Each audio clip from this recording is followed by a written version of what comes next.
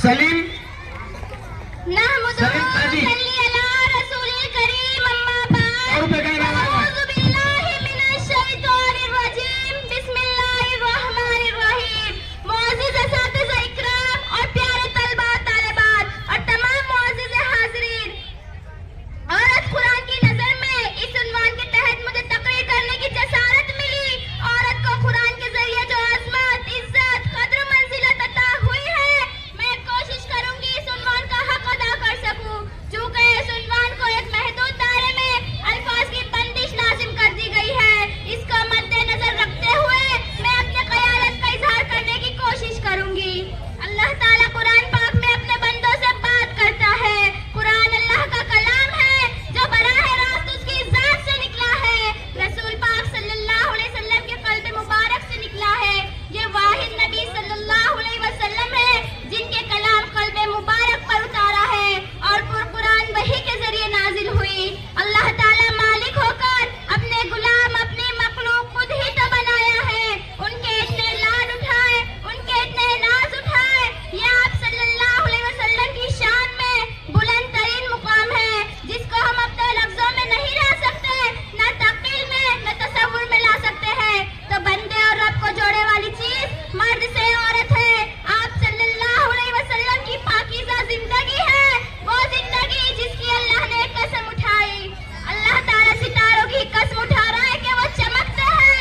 जो सितारों भरी रात से रात खूबसूरत हो जाती है, वैसे ही मेरे नबी के आने से कायनात खूबसूरत हो गई। जैसे तारों से रास्ते इंसानों को मिलते हैं, हमारे नबी भी हमें सच्चे और सही रास्ते दिखाने के लिए आए हैं। जैसे सितारों का निजाम आज तक इधर उधर नहीं हुआ, हमारे नबी भी सिराते मुस्तकीम पर है, ना ये रास्ते से भटके हुए हैं। अल्लाह ताला ने मेरे नबी को कितना बड़ा मुकाम बख्शा है। आप सल्लल्लाहु अलैहि वसल्लम की पाकीज़ा जिंदगी जो भी अपनाएगा वो कामयाब, जो छोड़ देगा हलाक व बर्बाद होगा। कुरान पाक मुख्तलिफ वाक़ियात के लिए आया, मुख्तलिफ अहकाम लेकर कुरान आया, मुख्तलिफ शक्लों में कुरान आया। अल्लाह ताला ने आप सल्लल्लाहु अलैहि वसल्लम के इताअत के तौफीक उन सबको उस मुकाम तक पहुंचाया कि मर्दों के लिए भी कुरान उतारा है और औरत के लिए भी कुरान उतारा है। एक दफा का वाक़या है, हज़रत आयशा गज़वा में थी, हुजूर के साथ और दुबला पतला जिस्म था।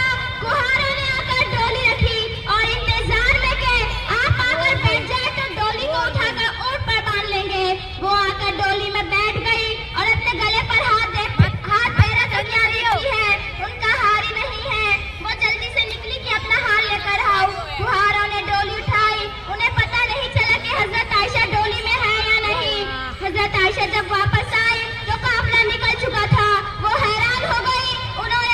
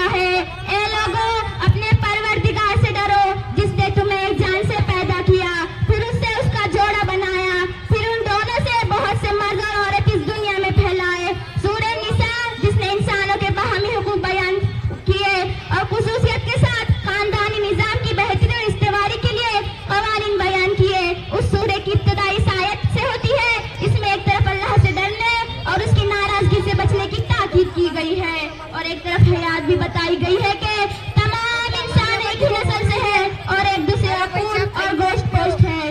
हजरत अस्मा बिन्त अबी बकर